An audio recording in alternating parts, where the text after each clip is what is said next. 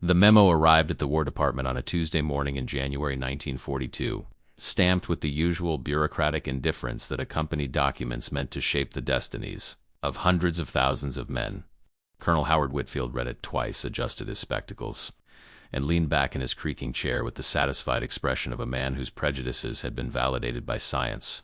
The paper before him, part of a larger study commissioned to determine the optimal deployment of Negro troops, concluded what he and most of his colleagues had assumed all along. Colored soldiers lacked the intelligence, discipline, and moral fortitude required for combat operations. They were suited, the report suggested, for labor battalion stevedore work and menial tasks that would free white soldiers for the real fighting. Whitfield initialed the document and passed it along the chain of command, never suspecting that this lie, codified in official policy and reinforced by decades of institutional racism, would eventually crumble under the weight of battlefield reality and the courage of men who refused to accept the limits America had placed on their worth. The train that carried James Caldwell south from Philadelphia in the winter of 1943 was segregated, and he spent the 18-hour journey in a cramped coach car that smelled of coal smoke and unwashed bodies, watching the landscape transform from industrial gray to the frozen fields of Virginia. He was 22 years old, a graduate of Lincoln University with a degree in mathematics, and he had enlisted the day after Pearl Harbor with the naive belief that the uniform would make him equal. The recruiting sergeant had looked at his diploma with something between surprise and suspicion before stamping his papers and directing him to the Colored Processing Center. Now, as the train rattled through the Jim Crow South toward Fort Benning, Caldwell stared at his reflection in the window and wondered what kind of war he was really heading into. Across the aisle, an older man named Moses Wright, who had worked at a steel mill in Pittsburgh before the draft found him, was explaining to a nervous teenager from Alabama that the Army was just like civilian life, only with more rules and worse food. The kid didn't seem comforted. When they finally arrived at the sprawling military installation just after dawn, they were herded onto trucks and driven past the white barracks, past the training fields where white recruits were learning to handle rifles and bayonets, to a section of the camp separated by a wide expanse of scrubland and a very clear understanding of where colored soldiers belonged. The training officer who addressed them that first morning was a captain from Georgia named Thorpe, and he spoke with the slow, patronizing cadence of a man addressing children or the mentally deficient. He explained that they would be formed into service units, quartermaster companies, and transportation battalions because that was where the Army needed them most, where their natural abilities could be best utilized. He did not mention the War Department studies that had concluded Negroes had smaller cranial capacities, were more prone to fear under fire, and lacked the abstract reasoning skills necessary for modern warfare. He did not need to. The message was clear in every aspect of their training, in the way white officers avoided direct eye contact, in the fact that they drilled with wooden rifles while white units practiced with Garans, in the knowledge that no matter how well they performed, they would never see combat. Caldwell listened with growing anger, remembering the recruiting posters that showed soldiers of all colors united against fascism, the speeches about democracy and freedom that rang so hollow now. That night, lying on his bunk in the colored barracks, he heard Wright talking quietly to another man about his cousin who had joined up 2 years earlier and was now unloading ships in North Africa, breaking his back 16 hours a day while white soldiers got the glory and the medals. At Tuskegee Army Airfield in Alabama, a different kind of defiance was taking shape in the cockpits of a T-6 Texans and later in the sleek, dangerous beauty of P-40 Warhawks. The men who trained there had been told in 1,000 subtle and not-so-subtle ways that Negroes lacked the intelligence, reflexes, and courage to fly combat aircraft, that the complex calculations and split-second decisions required in aerial combat were beyond their capabilities. The Army had established the program reluctantly, pressured by civil rights organizations and a handful of sympathetic congressmen, and many senior officers openly hoped it would fail, providing conclusive proof of Negro inferiority. But the young men who learned to fly in the Alabama heat refused to cooperate with those expectations.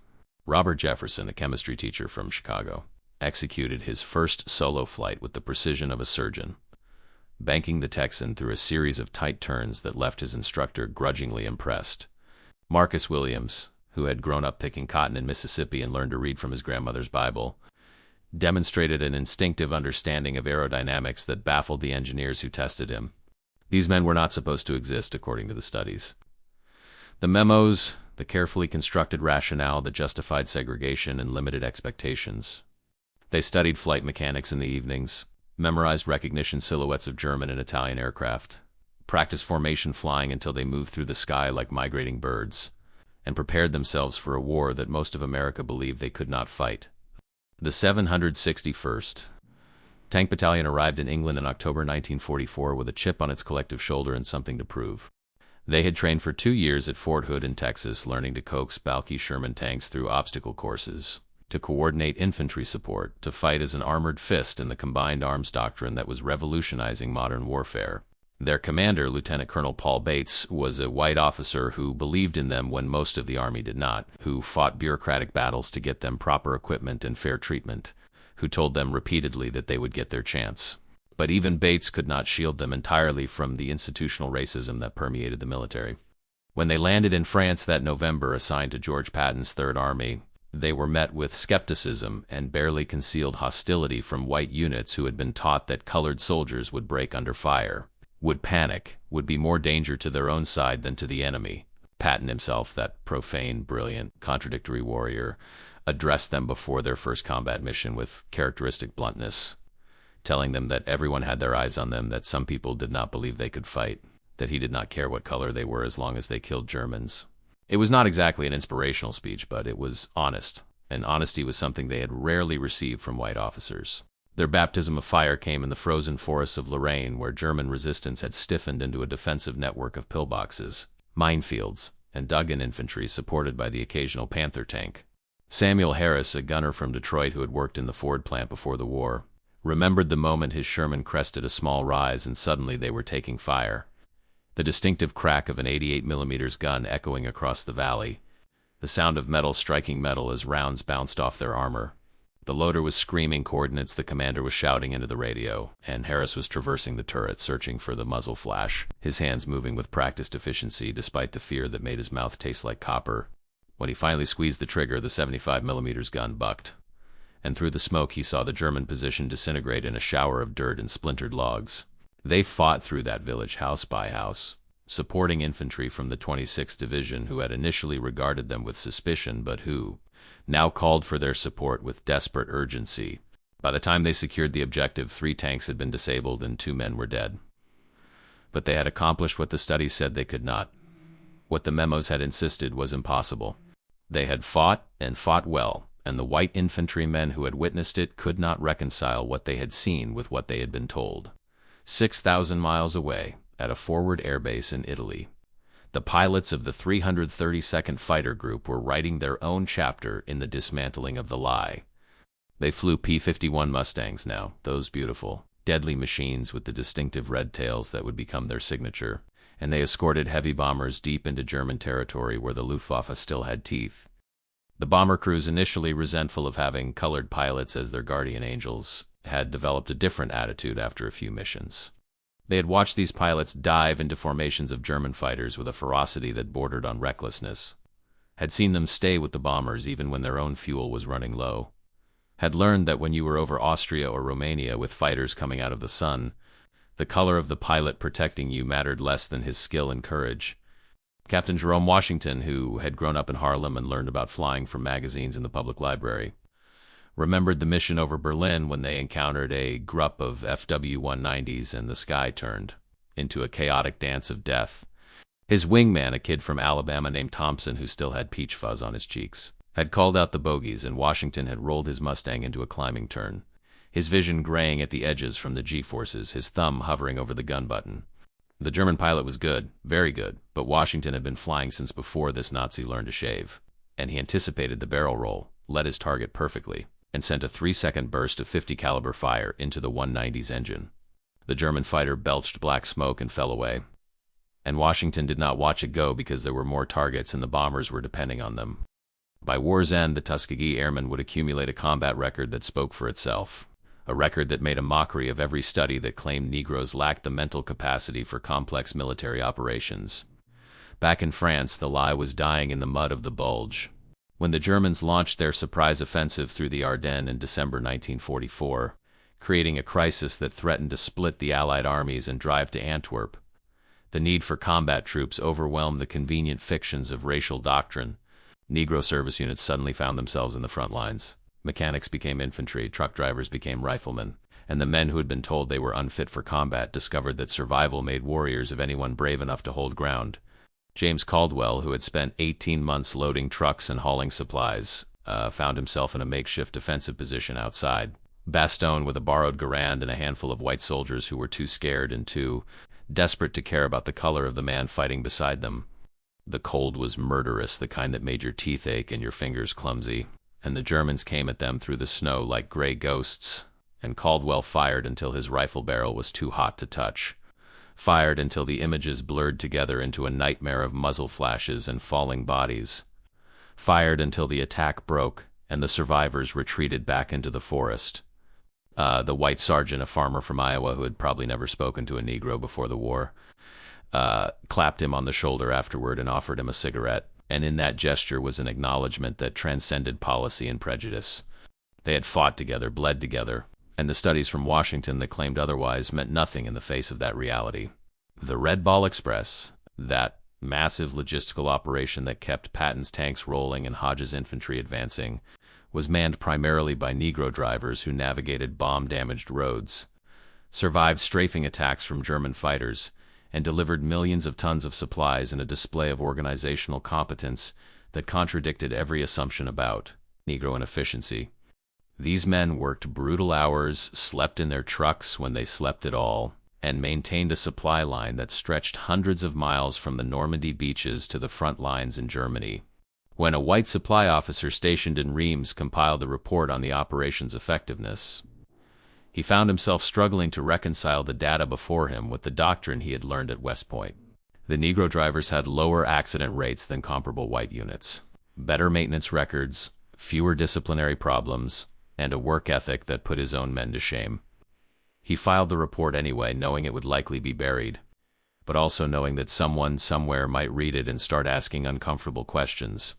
The questions were already being asked in other quarters, though not always where the Army wanted.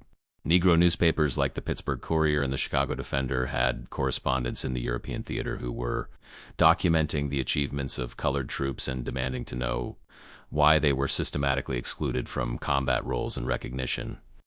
A young journalist named Thomas Mitchell, who had finagled his way onto a bomber mission with the 332nd Fighter Group, wrote a series of articles that described the skill and courage of the Tuskegee Airmen in prose that made white readers uncomfortable and gave Negro readers something they desperately needed, heroes who looked like them. The Army's attempts to censor or minimize these stories were hampered by the fact that the men Mitchell wrote about kept performing acts of extraordinary valor that could not be ignored. When the 761st Tank Battalion fought through the Siegfried Line and helped liberate concentration camps in Germany, when the 92nd Infantry Division fought in the Italian mountains, when Negro medics earned silver stars for rescuing wounded men under fire, the official narrative of Negro inferiority became increasingly difficult to maintain. In the Pacific Theater, where the fighting was, if anything, more brutal than in Europe, Negro units were discovering that jungle warfare and island assaults made a mockery of peacetime prejudices. The men who unloaded ships at Guadalcanal under Japanese artillery fire, who built airstrips on Saipan while snipers picked off work details, who drove trucks along the Burma Road while Zero fighters strafed the convoys, were learning the same lessons their brothers were learning in Europe, that combat does not care about skin color, that courage looks the same in any uniform, that the Army's elaborate rationale for segregation collapsed under the weight of shared danger. A young officer named David Pierce, who graduated from Howard University and joined the Army with his eyes wide open about the racism he would face, found himself commanding a stevedore company in the Philippines that came under attack during an amphibious landing. His men, who were supposed to be merely laborers, grabbed weapons from fallen Marines and fought alongside them to secure the beachhead. And Pierce, who was supposed to lack leadership ability according to his personnel file, directed their defense with a tactical sophistication that earned him a Bronze Star. The citation was carefully worded to emphasize his non-combat duties, but the Marines who had been there knew better, and some of them went home and told stories that did not match what they had been taught about Negro soldiers. The accumulation of these stories, these acts of courage and competence that contradicted official policy, was creating an undeniable body of evidence that could not be explained away by studies or memos or comfortable assumptions. When Army researchers began conducting after-action interviews with combat units in 1945, they encountered white soldiers who grudgingly or enthusiastically praised the Negro units they had fought alongside, who admitted that their preconceptions had been wrong, who stated flatly that the colored troops had performed as well as or better than white troops in similar situations. These interviews were supposed to remain internal documents buried in War Department archives, but some of them found their way to civil rights organizations that had been fighting for decades to expose the lie of Negro inferiority. The NAACP, led by Walter White and Thurgood Marshall, compiled their own dossier of evidence, commendations, combat records, testimony from white and Negro soldiers, photographs of integrated units fighting side by side in the desperate final months of the war. They presented this evidence to congressmen, to newspaper editors, to anyone who would listen, and slowly, painfully, the official narrative began to crack. The end of the war brought a reckoning that the Army could no longer avoid. Hundreds of thousands of Negro soldiers were returning home with combat experience, with skills, with a sense of their own worth that could not be suppressed by Jim Crow laws or institutional racism. They had fought for democracy abroad and had no intention of accepting second-class citizenship at home. The GI Bill, intended to reward veterans, was administered in ways that often denied Negro soldiers its full benefits. But even partial access to education and home loans began shifting the economic landscape of Black America.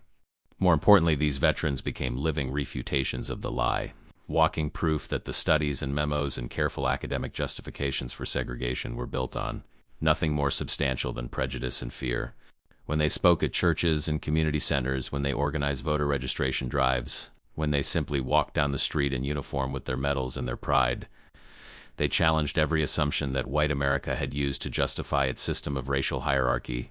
The Army, forced to confront the gap between its doctrine and battlefield reality, commissioned new studies, including the famous Project Clear that examined combat performance in Korea and found no significant differences between Negro and white troops when given equivalent training and opportunities. The old studies, the ones that had measured cranial capacity and claimed to find Negro intellectual inferiority, were quietly retired, though never formally repudiated. Senior officers who had built careers on the assumption of racial hierarchy either adapted or found themselves increasingly irrelevant in a military that was slowly, grudgingly acknowledging what the evidence made clear. General Dwight Eisenhower, who had commanded integrated units in the final, desperate months of the European War, wrote in his memoirs about the performance of Negro soldiers with a respect that would have been unthinkable in the pre-war Army. George Patton, who had been skeptical of the 761st Tank Battalion before they proved themselves, ended up recommending several of its members for commendations and spoke publicly about their valor, though his praise was typically laced with the casual racism of his era. The political pressure to address military segregation was mounting from multiple directions. Negro voters, increasingly concentrated in northern cities where they could actually exercise the franchise, demanded action from politicians who could no longer afford to ignore them. Labor unions, having fought their own battles against racial discrimination, began advocating for integration. White veterans, having fought alongside Negro troops, found it increasingly difficult to justify the segregation they had once accepted without question. Most importantly, the Cold War competition with the Soviet Union made American racial policies an international embarrassment. How could America claim to lead the free world when its own military was segregated, when its Negro citizens faced legal discrimination, when the hypocrisy was so glaring that Soviet propaganda barely needed to exaggerate? President Harry Truman, who had grown up in a border state and absorbed its casual racism but who also understood political reality, found himself pushed toward a decision that seemed both morally necessary and politically advantageous. On July 26, 1948, Truman signed Executive Order 9981, declaring that there would be equality of treatment and opportunity for all military personnel regardless of race. The order was carefully worded, never explicitly mentioning segregation, but its intent was clear enough that the Army could not ignore it. The implementation would take years, would face resistance from entrenched officers and Southern politicians, would require constant pressure from civil rights organizations and sympathetic officials. But the principle had been established, the lie had been officially rejected. And the men who had fought in spite of it, who had proven their worth on battlefields from France to the Philippines, had forced America to acknowledge a truth it had spent centuries denying. James Caldwell, who survived the war and returned to Philadelphia with a Purple Heart and memories he would spend the rest of his life trying to process, read about the executive order in the newspaper and felt something that was not quite satisfaction, but perhaps a grim vindication. He thought about Moses Wright, who had died in the Bulge, and about the young Alabama kid who had been so nervous on the train ride south, and about all the men who had carried the weight of America's lie on their shoulders while also carrying rifles and manning tanks and flying fighters against the Axis powers. The Tuskegee Airmen went home to a country that still segregated movie theaters and restaurants, that still denied them basic civil rights. But they went home as proven warriors who had destroyed the carefully constructed myth of Negro incompetence. The bomber crews they had protected, white men from Iowa and Texas and New York, wrote letters to their families describing the colored pilots who had saved their lives, and those letters circulated in communities that had never thought much about racial justice but who understood debt and gratitude. Robert Jefferson, the chemistry teacher from Chicago who had flown combat missions over Germany, returned to his classroom and found his students looking at him with new respect, found himself invited to speak at schools and churches, found that his uniform and his wings opened doors that had been closed before the war. He never spoke much about the combat, about the fear and the violence and the friends who had not come home, but he spoke about what it meant to prove people wrong, to take the lie they had told about you and shatter it so completely that they could never reassemble it. In the decades that followed, historians would document what had happened, would uncover the memos and studies that had justified segregation, would interview the survivors and compile the combat records and construct a narrative of institutional racism challenged by individual courage. The lie that America had told about black soldiers would be examined, dissected, held up as an example of how prejudice masquerades as science, how convenience becomes policy, how wrong an entire society can be when it desperately wants to believe something that serves its interests. But for the men who had lived through it, who had fought 2 wars simultaneously, the historical analysis would always feel incomplete, would always miss the visceral reality of being told you were inferior while proving yourself equal, of being denied opportunities while seizing them anyway, of serving a country that did not fully recognize your humanity. The 761st Tank Battalion received a Presidential Unit Citation nearly 50 years after the war ended, a belated acknowledgement of what they had accomplished in the frozen forests of France and Germany. The Tuskegee Airmen received the Congressional Gold Medal in 2007, elderly men being honored for what they had done as young men when their country doubted them. These recognitions were meaningful, but they could not erase the cost of the lie, the years of potential wasted, the lives constrained by artificial limits, the psychological toll of constantly having to prove what should have been assumed. The veterans who accepted these honors were gracious, as they had learned to be, but some of them must have thought about the friends who had not lived to see this vindication, about the battles that should never have been necessary, about the lie that had shaped their lives and the truth they had been forced to prove at such terrible cost. The legacy of what happened extends far beyond military history, far beyond the integration of the armed forces that Executive Order 9981 eventually achieved. The Negro soldiers who fought in World War II came home and became the foot soldiers of the Civil Rights Movement, bringing military discipline and organizational skills to the fight for justice. They had learned that systems could be challenged, that lies could be exposed, that courage and persistence could overcome institutional resistance.